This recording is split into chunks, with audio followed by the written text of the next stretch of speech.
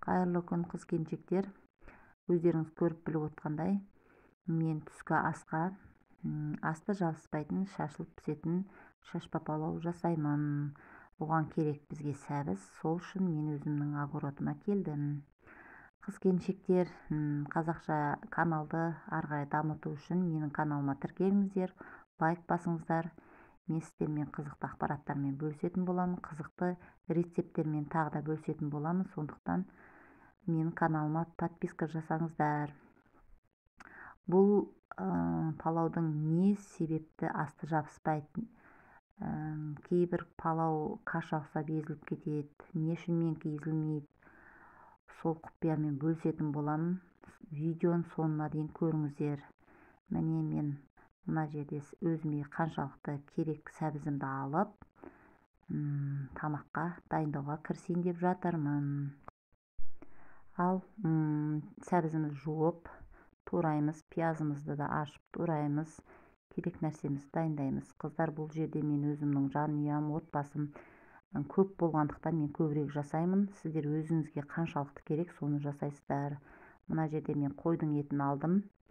Майымды қыздырып, пиязымды салып, сәбізімді салып, етім салып, қуырып, бұқтырып тастап кеттім. Қыздар, бірінші менің құпиям, мен тамаққа судың орнына сорпа құямын. Сорпаны ет асқан кезде көбірек қылып алып қоямын да, сөйтіп морозилікке сақтаймын.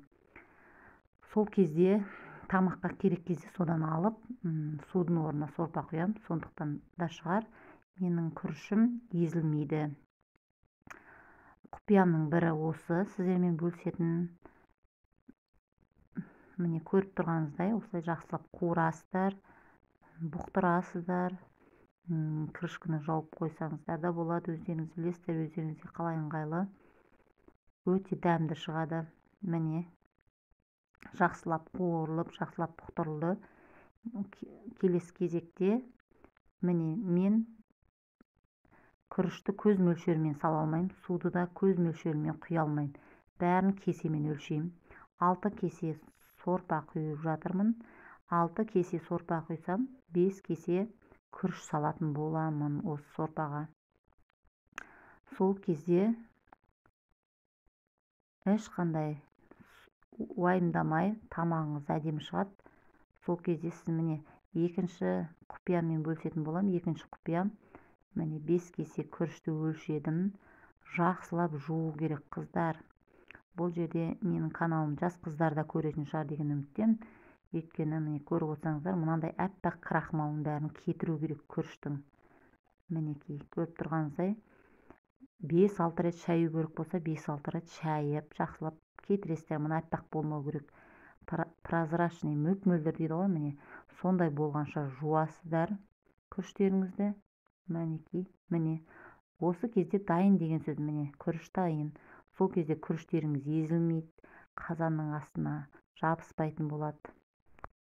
Тамақтарыңыз дәмді шығады. Міне қатты қайнап жатқан сорпаға осы күрішті салатын боламыз. Жақсылап салып, көріп тұрғаныңыздай.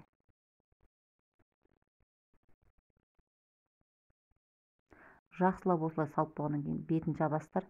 Қатты бір рет жақсылап қайнатып алу керексіздер, қыздар.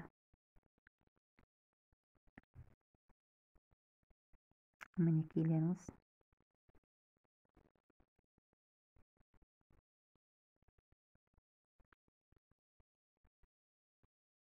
Бетін жауып, жақсылап араласқаннан кейін жақсылап қайнау керек. Мінекейіңіз. Осылай жақсылап қайнағаннан кейін бетін жабасыздар.